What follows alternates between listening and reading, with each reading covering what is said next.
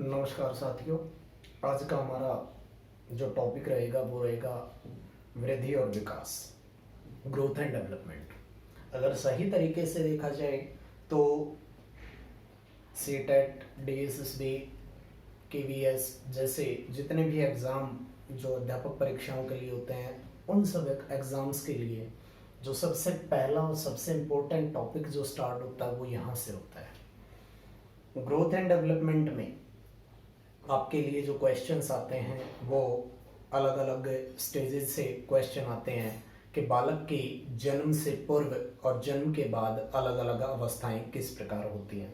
उन अवस्थाओं तक हम बाद में पहुंचेंगे। सबसे पहले हम बात कर लेते हैं कि ग्रोथ और डेवलपमेंट ये दोनों चीज़ होती क्या है।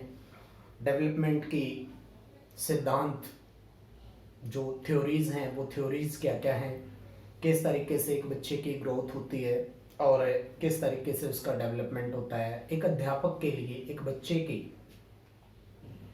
या उसके छात्र के ग्रोथ एंड डेवलपमेंट के बारे में जानना क्यों जरूरी है और ग्रोथ और डेवलपमेंट के बारे में जानकर वह किस तरीके से उस छात्र के शिक्षा क्षेत्र में सुधार कर सकता है या किसी अन्य माध्यम में सुधार कर सकता है। तो सबसे पहले बात करते हैं हम वृद्धि के बारे में, ग्रोथ।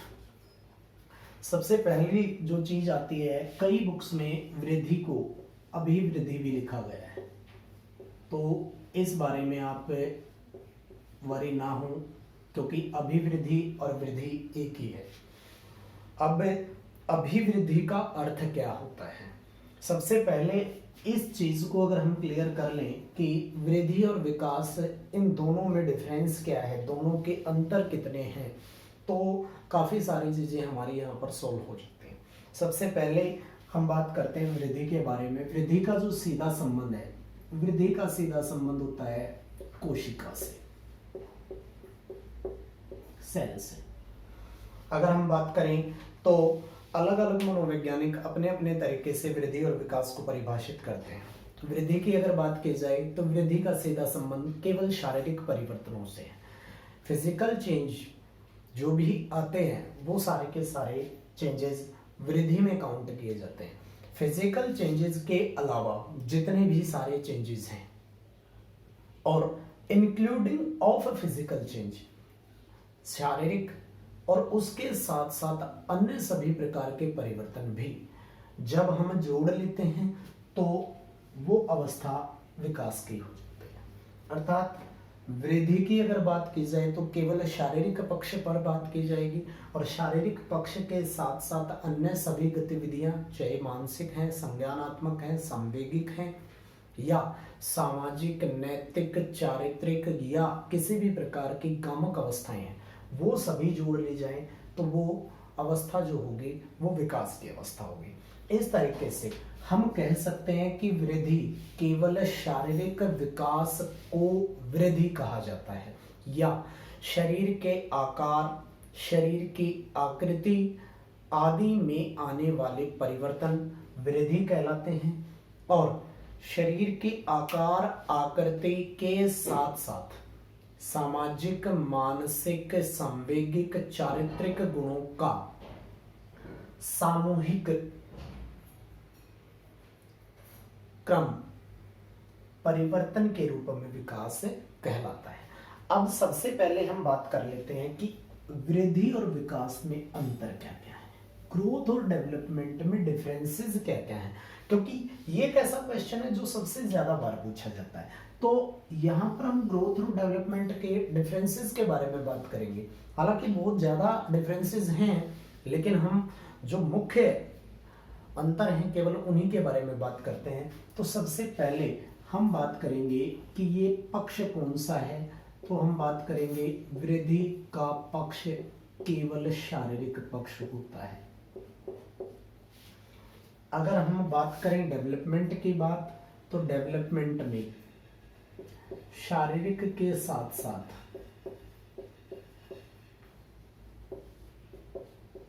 शारीरिक पक्ष के साथ सभी पक्ष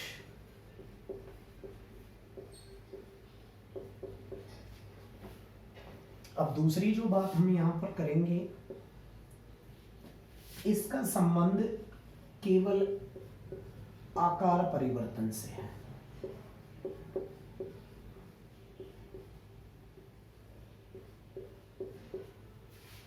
अगर हम यहाँ की बात करें विकास की, तो विकास का जो संबंध है, विकास का संबंध आकार परिवर्तन के साथ साथ योग्यताओं में परिवर्तन से है।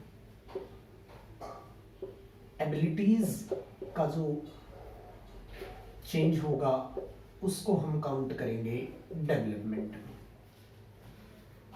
अब हम दोबारा से आते हैं वृद्धि पर।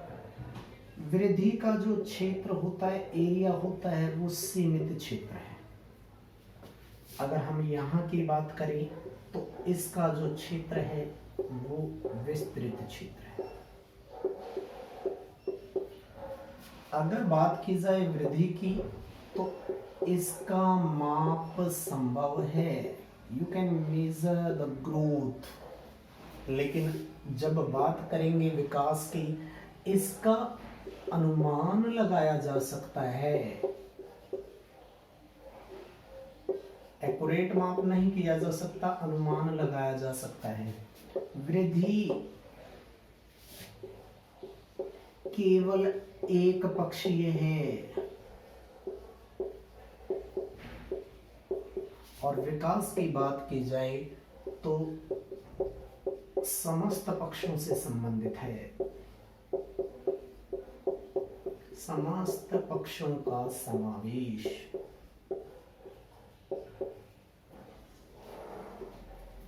अब फिर से हम आ जाते हैं वृद्धि पर। वृद्धि की एक निश्चित आयु है, एक निश्चित आयु के बाद आपकी वृद्धि रुक जाती है, एक निश्चित आयु तक। लेकिन विकास एक ऐसी प्रक्रिया है जो जीवन पर्यंत चलती है। यहाँ पर जो आयु होती है सामान्यतः लगभग 20 से 21 वर्ष की आयु तक शारीरिक वृद्धि पुरुषों में भी, और 18 से 19 वर्ष की आयु तक महिलाओं में वृद्धि रुक जाती है। लेकिन विकास एक ऐसा पक्ष है जो जीवन भर लगातार चलता रहता है। अगर हम बात करें वृद्धि का एक बाह्य स्वरूप होता है, अर्थात हमारे को दिखाई देती है कि किसी छात्र की लंबाई बढ़ रही है, उसका भार बढ़ रहा है, उसके आकार आकृति में परिवर्तन आ रहा है। लेकिन विकास का जो स्वरूप है, विकास का स्वरूप आंतरिक स्वरूप होता है। यह सिर्फ उसके किसी विशेष कार्य करने के बाद ही पता चलता है कि हाँ, इस छात्र में संज्ञानात्मक परिवर्तन आ रहे हैं, और उन परिवर्तनों का क्रम पॉजिटिव और नेगेटिव दोनों तरीके का हो सकता है। यहाँ पर ये चीज को हमने ध्यान में रखना है। अगर बात की जाए वृद्धि की, तो वृद्धि को देखना, तोलना या इसका किसी भी प्रकार का परिमाण करना संभव है, मैग्नीट्यूड संभव है। लेकिन विकास में ये सारी की सारी चीज असंभव है।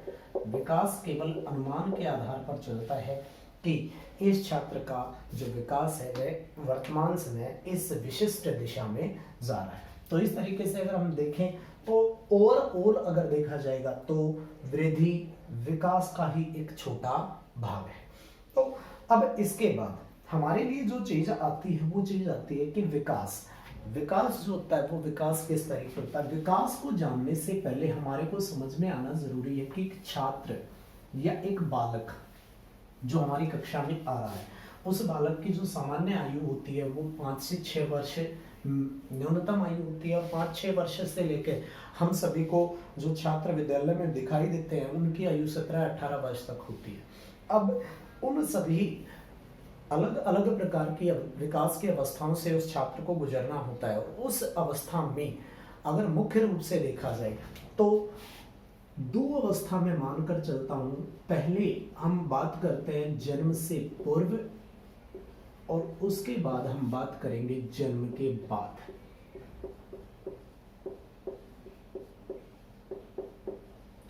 कई सारे जो स्टूडेंट्स होते हैं वो इस वाले पोर्शन को नहीं पढ़ते, इस वाले क्वेश्चन को छोड़ देते हैं और उनके सामने फिर समस्या आती है कि जो पेपर में तो हमारा ये जो क्वेश्चन है ये सॉल्व ही नहीं हो पाया, तो उस समस्या का समाधान आपको खुद ही करना होता है।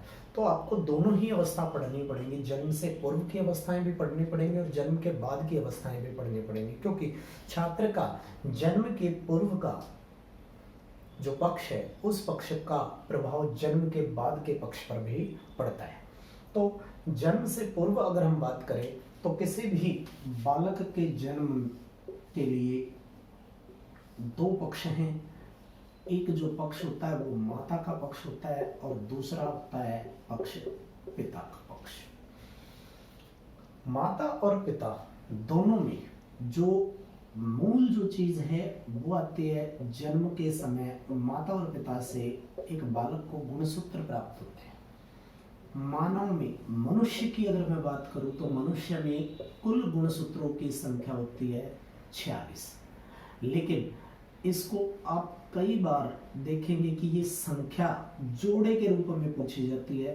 तो अगर क्वेश्चन आपके सामने आता है कि मनुष्य में गुणसूत्र क्रोमोसोम्स की नंबरिंग क्या है, तो क्रोमोसोम्स की नंबरिंग है 46।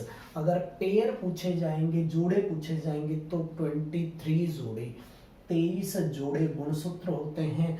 और इन गुणसूत्रों में अगर हम बात करें तो जन्म लेने वाले शिशु में जो गुणसूत्र हैं उस गुणसूत्रों में से माता के जो गुणसूत्र हैं, जनन गुणसूत्रों की बात करूं तो दोनों ही X और X होते हैं। अगर मैं पिता के जनन गुणसूत्रों की बात करूं तो पिता के जनन गुणसूत्र X और Y होते हैं। अब क्वेश्चन जो आता है यहाँ पर बहुत बार सीटेट में, बहुत बार डीएसएसबी में भी ये क्वेश्चन रिपीट हो चुका है कि बहुत बार आरटेट में भी ये क्वेश्चन आया कि एक पिता के आधार पर बच्चे का लिंग निर्धारण होता है। क्वेश्चन जो बन के आता है वो क्वेश्चन बन के आता है कि एक बालक के जन्म के समय उसके लिंग का निर्धारण किस पर निर्भर करता है। ऑप्शंस जो आपके सामने पुट होते हैं वो ऑप्शन इस तरह के होते हैं: ए केवल पिता पर, बी केवल माता पर, सी माता और पिता दोनों पर, और ऑप्शन डी होता है ना माता पर और न पिता पर। तो इसका जो राइट आंसर रहेगा ए रहेगा, केवल पिता के आधार पर बालक के लिंग का निर्धारण होता है। अब हम जो है बात कर लेते हैं आगे कि माता के जो गुणसूत्र है और पिता के जो गुणसूत्र है। माता के गुणसूत्र से सदैव X गुणसूत्र ही आना है। अगर पिता के गुणसूत्रों से X गुणसूत्र आएगा तो जन्म लेने वाला शिशु लड़की होगा। अब इधर माता के गुणसूत्रों से X गुणसूत्र ही आना है और पिता के गुणसूत्र से यदि Y गुणसूत्र आएगा तो जन्म लेने वाला जो शिशु होता है वो लड़का होता है। इस तरीके से आपको कंफर्मेशन में ध्यान रखना है, ये फिक्स क्वेश्चन है कि बालक के लिंग का निर्धारण सदैव पिता के गुणसूत्रों के आधार पर होता है, माता के गुणसूत्रों का उससे कोई भी संबंध नहीं होता। अब इन सब चीजों से पहले हम बात कर लेते हैं जो क्वेश्चन 2-3 बार पहले भी रिपीट हो चुके हैं डीएसएसबी और सीटेट में। पहले हम उन क्वेश्चंस के बारे में बात कर लेते हैं। अगर हम माता की जनन ग्रंथियों की बात करें तो माता में जनन ग्रंथियां जो होती हैं, माता की जो जनन ग्रंथियां होती हैं उसमें जो निर्माण होता है वो होता है अंडाणु का, एग का निर्माण होता है। कोई भी जो महिला होती है उस महिला में 13 से 14 वर्ष की आयु में एग बनना शुरू हो जाता है और इस एग बनने की जो प्रोसेस है वो प्रोसेस 45 से 50 वर्ष की आयु तक चलती रहती है। अब हम बात करते हैं पुरुष की। किसी भी पुरुष में जो जनन ग्रंथि होती है वो शुक्राणु होते हैं, स्पर्म, और शुक्राणु जो होते हैं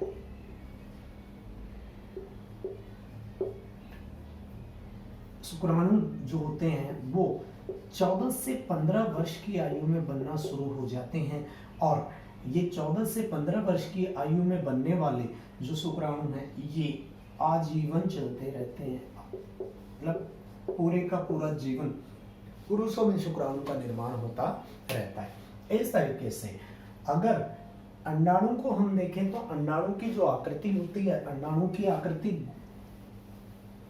गोलाकार होती है। अगर अंडाणु की हम बात करें तो अंडाणु की आकृति कुछ ऐसी होती है और शुक्राणु की आकृति इस तरीके की होती है। अंडाणु का अगर व्यास की बात करें तो 1 इंच का 25वां भाग और शुक्राणु की अगर बात की जाए तो अंडाणु का 1,00,000वां भाग। तो इस तरीके से शुक्राणु छोटी चीज है और अंडाणु बड़ा होता है। अब ये जो शुक्राणु है ये निषेचित करते हैं अंडाणु को और निषेचन जो काल कहलाता है, निषेचन काल 48 घंटे तक रहता है। इसके बाद जब शुक्राणु ने अंडाणु को निषेचित कर दिया तो निषेचित अंडाणु जो होते हैं, निषेचित अंडाणुओं को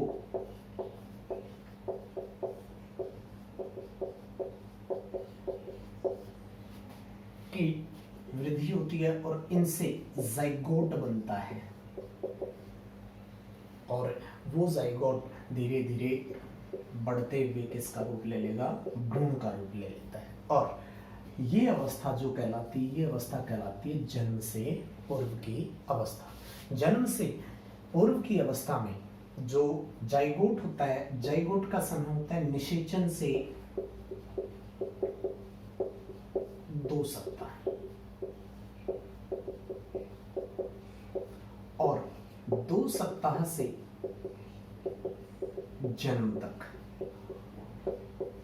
जो अवस्था रहेगी वो अवस्था रहेगी भ्रूण की अवस्था। कोई भी बालक माता के गर्भ में अधिकतम 280 दिनों तक रहता है। सामान्य रूप से अगर हम बात करें कि गर्भावस्था कितने दिनों की होती है तो गर्भ अवस्था का जो समय होता है 260 से 280 दिन तक होता है।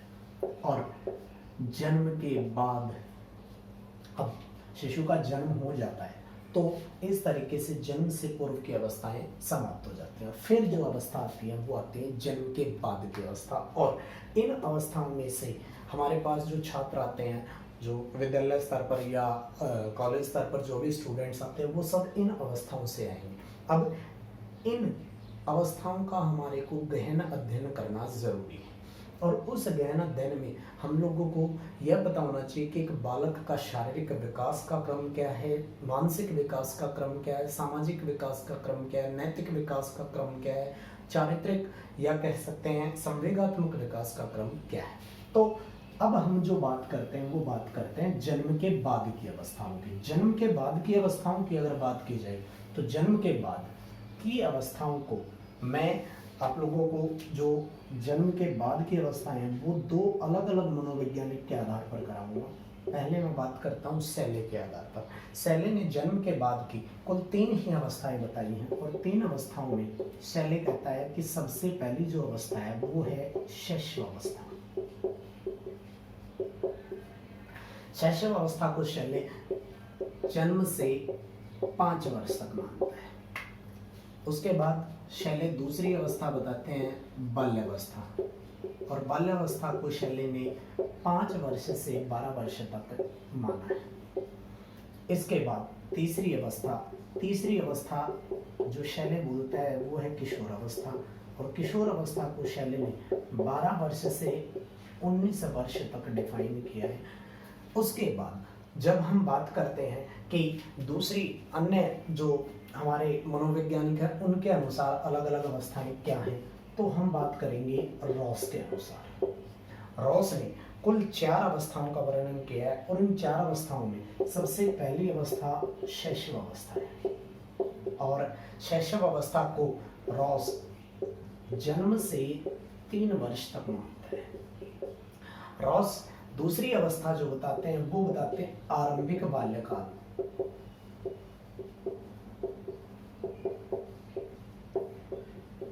और आरंभिक बाल्यकाल को रॉस ने 3 से 6 वर्ष तक माना है। तीसरी अवस्था रॉस ने उत्तर बाल्यकाल को बोला है और उत्तर बाल्यकाल का समय रॉस 6 वर्ष से 12 वर्ष तक है। इसके बाद हम चौथी अवस्था की बात करें तो चौथी अवस्था होगी किशोरावस्था, और किशोरावस्था का जो समय है रॉस के अनुसार 12 से 18 वर्ष तक। अब इस तरीके से अगर हम देखें तो विकास की जो अवस्थाएं हैं उनमें जन्म के बाद की अवस्थाओं को शैली ने 3 भागों में बांटा है और रॉस ने 4 भागों में बांटा है। इसके अतिरिक्त कॉलेस्नेक, श्रीमती हरलॉक ने भी अपने अपने तरीके से जन्म के बाद की जो विकास की अवस्थाएं हैं उनको बांटा है, लेकिन हम जो महत्वपूर्ण चीज़ है महत्वपूर्ण चीज़ों पर ही फोकस करेंगे और उसके अनुसार मूल जो अवस्था है मूल अवस्थाएं 3 ही आएंगी, शिशु अवस्था, बाल्यावस्था और किशोर अवस्था। अब हम जो बात करेंगे वो बात करेंगे कि जो जन्म से पूर्व और जन्म के बाद की अवस्थाएं, अब अवस्थाओं का अध्ययन हमने जो करना है वो हम नेक्स्ट लेक्चर में करेंगे, लेकिन उससे पहले हमारे को ये देखना है कि विकास जो हमने अभी तक जो टॉपिक पढ़ा है वृद्धि और विकास, तो विकास हमारे लिए जो विकास के सिद्धांत क्या क्या हैं, विकास के विभिन्न सिद्धांत कौन कौन से हैं और विकास को प्रभावित करने वाले कारक क्या क्या हैं। यदि हमने ये दोनों चीज़ें कंप्लीट कर ली तो हमारा आज का जो टॉपिक है वो कंप्लीट हो जाएगा कि वृद्धि और विकास क्या है, विकास की जो अवस्थाएं हैं वो क्या हैं, विकास से संबंधित जितने भी हमारे आयाम हैं वो आयाम कौन कौन से हैं और उन आयाम में किस किस प्रकार से विकास के सिद्धांत कार्य करते हैं और विकास को प्रभावित करने वाले तत्व कौन से होंगे। तो सबसे पहले हम बात करते हैं विकास के सिद्धांतों की। तो विकास के सिद्धांतों में सबसे पहला जो सिद्धांत है वो सिद्धांत है समान प्रतिमान का सिद्धांत। समान प्रतिमान का सिद्धांत, दोबारा से बोलता हूं, समान प्रतिमान का सिद्धांत। विकास के इस सिद्धांत को आप कह सकते हैं development follows a certain pattern, कि वो सभी, चाहे आप किसी भी महाद्वीप में जाएं, किसी भी देश में जाएं, किसी भी कम्युनिटी में जाएं, सभी प्रकार की जो भी बालक हैं सभी बालकों में विकास के जो प्रतिमान है मॉडल है वो एक जैसा रहेगा कि वो पहले शिशु अवस्था में आएगा, शिशु अवस्था से बाल्यावस्था में, बाल्यावस्था से किशोर, फिर युवा, प्रौढ़ अवस्था, इस तरीके से विकास चलता है। उसके बाद दूसरा जो सिद्धांत है वो सिद्धांत रहेगा कि विकास सदैव सामान्य से विशेष की ओर चलता है, या कह सकते हो सामान्य से विशिष्ट की ओर चलता है, या कह सकते हो जनरल टू स्पेसिफिक। अगर हम बात करें तो पहले बालक आसान कामों को करना सीखता है, या कह सकते हैं वो सामान्य चीज़ों को पहले गेन करेगा और उसके बाद स्पेसिफिक चीज़ों को गेन करता है। जैसे कि अगर हम बात कर लें, इसी चीज़ को हम पेडागोजी में जोड़ते हैं कि कई बार हमने देखा है कि साइंस के लिए शुरुआत में बच्चे को हम जनरल साइंस की वही चीज़ें सिखाते हैं जो उसके वातावरण में, उसके सराउंडिंग्स में उससे जुड़ी हुई है, अर्थात उसके लिए वो सामान्य है। उसके बाद हम उसको विशिष्ट चीज़ों की ओर लेकर जाते हैं। तो विकास जो होता है वो विकास सदैव ही सामान्य से विशिष्ट की प्रणाली की ओर चलता है। उसके बाद यहाँ पर तीसरी जो चीज़ हम ध्यान रखेंगे वो ध्यान रखेंगे कि विकास व्यक्तिगत भिन्नता के आधार पर होता है। व्यक्तिगत विभिन्नता का सिद्धांत अभी विकास में मानेंगे कि प्रत्येक व्यक्ति का जो विकास है वो अलग अलग होता है। कुछ जो बालक होते हैं, अगर हम देखें, एक शिशु 8 से 9 माह की अवस्था में घुटनों के बल चलना और अपने किसी भी चीज़ के सहारे खड़ा होना सीखना शुरू कर देता है, लेकिन कुछ शिशु ऐसे होते हैं जो इस क्रिया को करने में लगभग 1.5 वर्ष तक का समय ले लेते हैं। तो इस चीज़ को हम देखेंगे कि व्यक्तिगत विभिन्नता का सिद्धांत वहाँ पर फॉलो करना पड़ेगा।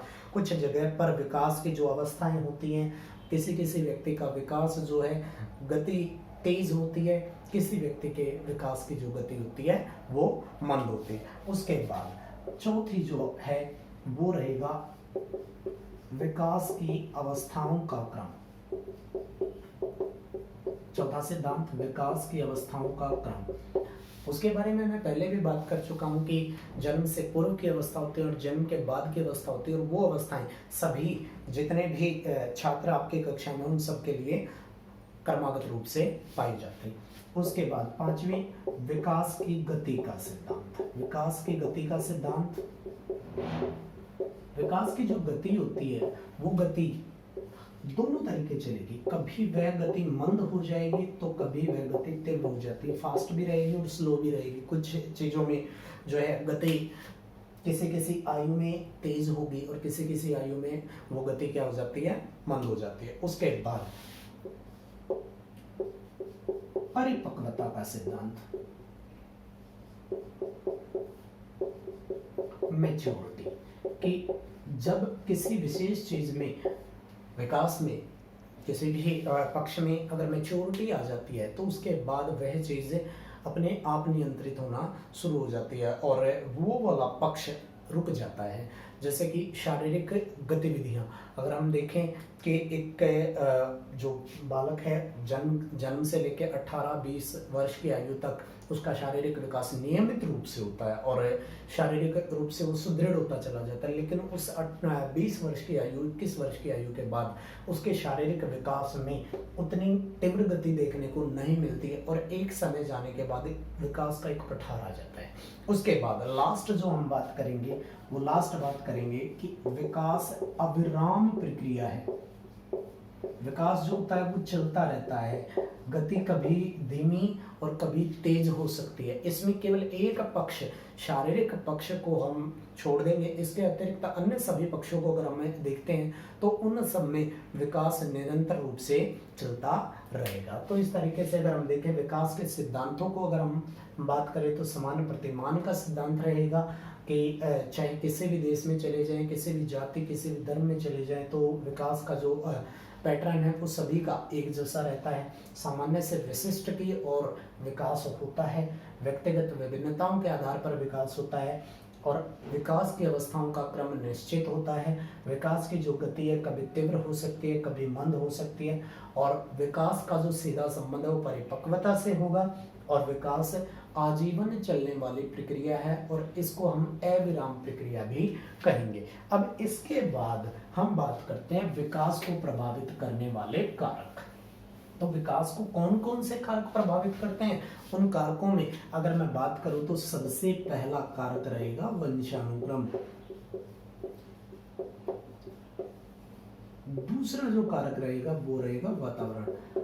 मैं इन कारकों के बारे में मैं ज्यादा डिटेल में नहीं जाना चाहता क्योंकि ये एक ऐसा टॉपिक है जिसको अगर आप एक छोटे से पॉइंट को ही देखेंगे ना तो उसी से आपको समझ में आ जाएगा कि हाँ ये विकास को किस तरीके प्रभावित करते हैं। वंशानुक्रम की बात की जाए तो जहाँ पर अगर हम लोग ये देखें कि कोई भी बच्चा है, उस बच्चे का जो रंग रूप है, आकार आकृति है, लंबाई है, वो सब उस वंश के आधार पर ही होती है। वातावरण, जिस प्रकार के वातावरण में बालक रहता है उसी प्रकार का वह व्यवहार करने लग जाता है। इसका सबसे जो अच्छा एग्जाम्पल है वह एक बेहतर एग्जाम्पल मैं आपको दूंगा, वो रहेगा जंगल बुक। जंगल बुक का मोगली, अगर आप उसको देखेंगे तो उसकी जो गतिविधियां हैं वो सामान्य इंसान के बजाय जो भेड़िए हैं उनसे ज़्यादा मिलते जुलती है। उसके बाद वातावरण के बाद अगर हम बात करें, वो बात करेंगे हम तीसरा पक्ष जो रहेगा विकास को प्रभावित करने वाला आहार, भोजन। अगर किसी बालक को उचित मात्रा में भोजन और पोषण मिलता रहेगा तो वह बालक का विकास सही दिशा में गति करेगा। अगर उचित मात्रा में पोषण नहीं मिलेगा तो उस बालक के विकास को जो है नकारात्मक गतिविधियों से गुजरना पड़ता है। उसके बाद चौथी जो चीज करते हैं हम, चौथी बात हम करते हैं रोग व चोट। इस पक्ष को हम जरूर ध्यान में रखेंगे कि अगर माता के गर्भ में होते हुए या माता के गर्भ के बाद से मतलब जन्म के बाद किसी बालक को कोई रोग या चोट हो जाती है तो उस बालक का विकास किसी न किसी रूप से प्रभावित जरूर होता है। उसके बाद एक टॉपिक जो मैं आपको बिल्कुल अलग से कराऊंगा, वो चाहे आप उसको साइंस का टॉपिक ले लें या फिर आप उसको टीचिंग साइकोलॉजी का टॉपिक लें, वो एक टॉपिक रहेगा हमारा ग्लैंड्स का। बायोलॉजी में भी हम ग्लैंड्स का टॉपिक पढ़ते हैं, अंतःस्रावी ग्रंथियां और बहिःस्रावी ग्रंथियां, जो हमारा एक टॉपिक है ग्लैंड का, कि किसी भी बालक की जो ग्रंथियां होती हैं अगर उन ग्रंथियों से निकलने वाले हार्मोन एक सही अनुपात से स्रावित होते हैं तो उस बालक का विकास सही दिशा में होगा। अगर वो हार्मोन कम या ज्यादा मात्रा में स्रावित होते हैं तो उस बालक का विकास नकारात्मक रूप से प्रभावित होता है। इसके बाद उस बालक के लिए हम अगले पक्ष की बात करेंगे तो बुद्धि। बुद्धि और विकास का सीधा संबंध पाया जाता है। अगर एक बालक प्रखर बुद्धि वाला होता है तो उसके विकास के अन्य आयाम भी तीव्र हो जाते हैं। अगर एक बालक की जो बुद्धि है वो मंद है तो उसके विकास के अन्य पक्ष भी उसके कारण से प्रभावित होते हैं। इसके अलावा हम यौन या कह सकते हो लैंगिक भेद,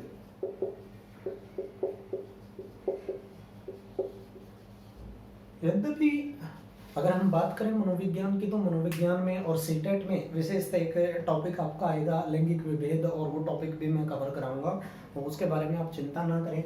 लैंगिक विभेद के बारे में हम ये चीज़ मानते हैं कि लड़का और लड़की में कोई भी विभेद नहीं है, लेकिन शारीरिक और अन्य गतिविधियों में लड़कियां लड़कों की अपेक्षा जल्दी 2 से 3 वर्ष पूर्व परिपक्व होती हैं।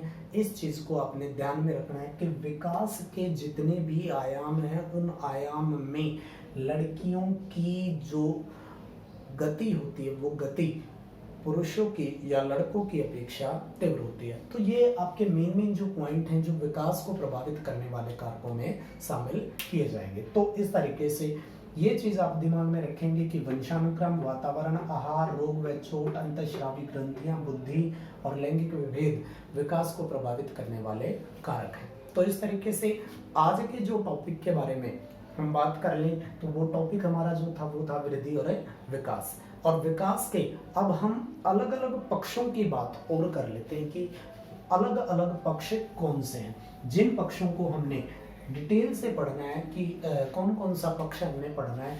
तो विकास के जो अलग अलग आयाम है उन आयाम की बात की जाए तो सबसे पहले हम पढ़ेंगे शारीरिक पक्ष, उसके बाद मानसिक पक्ष, मानसिक का ही हम दूसरा जो नाम है वो है संज्ञानात्मक पक्ष। और यहाँ से आप लोगों ने बड़ा ध्यान देना पड़ेगा क्योंकि जेन पियाजे की थ्योरी यहाँ पर बहुत ही महत्वपूर्ण रहेगी। उसके बाद जो तीसरा पक्ष आएगा महत्वपूर्ण वो रहेगा सामाजिक पक्ष, और यहाँ से भी बहुत इंपॉर्टेंट क्वेश्चन आते हैं। उसके बाद कहलबर्ग का नैतिक विकास बहुत ही इंपॉर्टेंट टॉपिक रहेगा आप लोगों के लिए। इसके अलावा हम जो पढ़ेंगे वो पढ़ेंगे मैकडोगल का संवेगात्मक विकास। और इन अलग अलग पक्षों के आधार पर हम जो स्टडी करेंगे कि किस किस पक्ष को विकास जो है टच करता है, और इन सभी पक्षों को हम इन अवस्थाओं के आधार पर पढ़ेंगे। ये चीज आपने ध्यान रखनी है कि अवस्थाओं के आधार पर पढ़ी जाएंगी ये सारी की सारी चीज कि प्रत्येक अवस्था में कौन कौन सा पक्ष वृद्धि और विकास में शामिल होगा। और वो जो अवस्था रहेंगी वो अवस्था जो सबसे पहली अवस्था रहेगी वो रहेगी शैशव अवस्था, उसके बाद बाल्यावस्था और इसके बाद किशोर अवस्था। और इन तीनों अवस्थाओं में किस किस प्रकार से शैशव अवस्था में किस प्रकार से शारीरिक पक्ष कार्य करते हैं, किस प्रकार से मानसिक पक्ष, किस प्रकार से सामाजिक, किस प्रकार से नैतिक और किस प्रकार से संवेगात्मक पक्ष कार्य करते हैं। तो इन सारी चीज़ों के लिए हम जो टॉपिक रेडी करेंगे वो टॉपिक के कल से शुरू होंगे। वो आज का जो लेक्चर है वो लेक्चर कैसा रहा इसके बारे में आप जो है नीचे कमेंट बॉक्स में बता सकते हैं। धन्यवाद।